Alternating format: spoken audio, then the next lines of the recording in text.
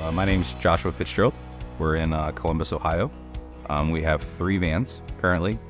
We got our second van after about a month and a half being open. What I like the most about the pet industry is just the meeting of people, meeting their pets.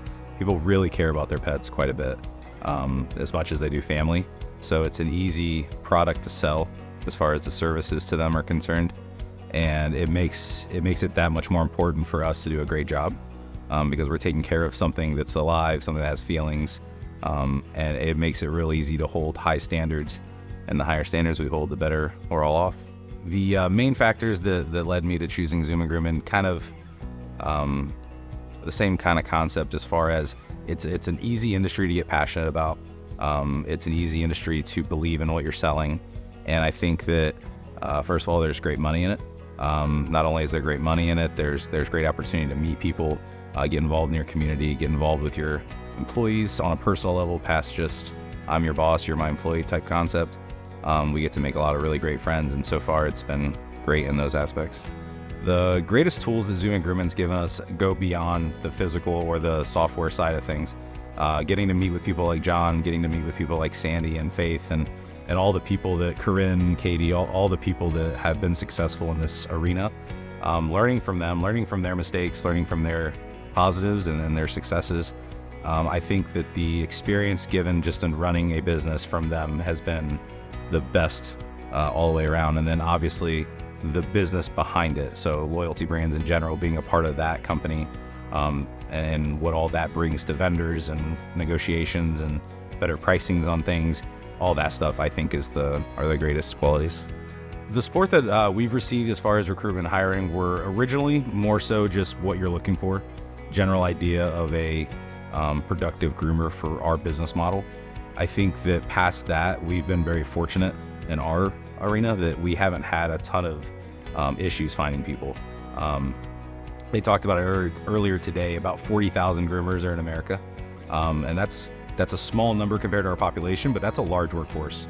And so, we have 120-ish, 130 vans, a lot of opportunity. And so finding the right people has been relatively easy, from networking with other groomers, networking with other salons, stuff like that. And we've been incredibly fortunate. We have some really great groomers, and we haven't had a big need to have support in that area. The marketing that Zoomin Groomin's provided that's been the most impactful to our success is just the brand itself. Particularly, there was already a Zoomin Groomin where we launched. We ended up purchasing that franchise, but there was already a presence there. There's another Zoomin Groomin again near us. There's 2 that surround us and the closer 2 metros from us as well. People know our name. And then the use that Zoomin Groomin uses on Facebook, the part that they control, is really helpful. Their pictures look more professional because they are professional. Their pictures and their phrasing is better in regards to liability issues and selling yourself too short, too far, whatever have you. And so that side of it, they've grown their name, whether on purpose or accident, the way they did it. And it's been very helpful. I think for the majority of people we service, convenience is the number one priority. I think that, just like myself, I own 3 dogs, one of which is a doodle. I don't have a lot of time. And the fact that someone can come to my house, do it for me while I'm eating dinner or I'm doing whatever I'm doing for the night or the day, it's huge.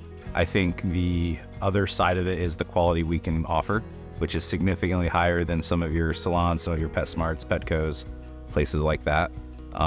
We do have more talented groomers because we can pay so much more.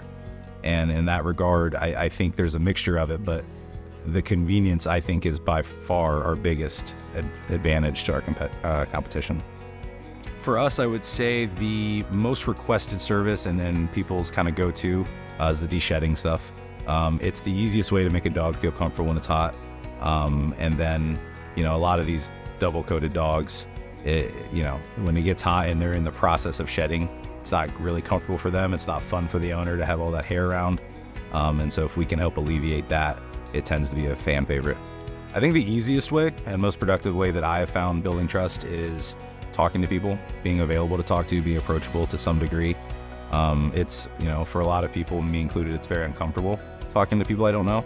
I don't really love it very much.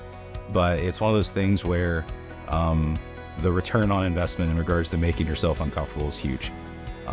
Even if you're a little uncomfortable, they're going to love the fact that you have a dog, that you use the service, that you love their dog, that you love talking to them. And I think just being available in general. And if you miss a call, call them back. If you text someone and they can't get back to you right then set a reminder on your phone, make sure you get back to them.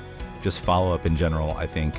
And then having the right groomers, having the right people that are willing to have those conversations, willing to tell the owner how much they love their dog, can't wait to see Fluffy again next time, stuff like that. I think it's huge in that regard.